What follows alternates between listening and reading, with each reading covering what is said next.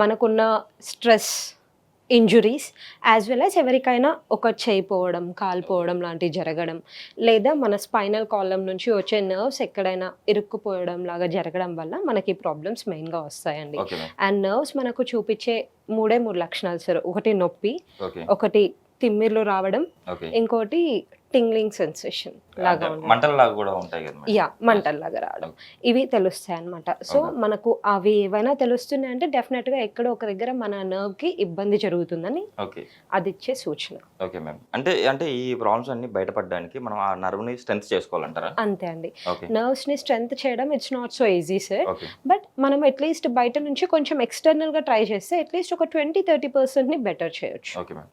Madam ఇంకొకటి నరాల బలహీనత ప్రాబ్లంకి విటమిన్ B12 లోపం కూడా ఒక కారణమే అంటారు. అవునండి. సార్ ఇది ఎంతవరకు నిజం?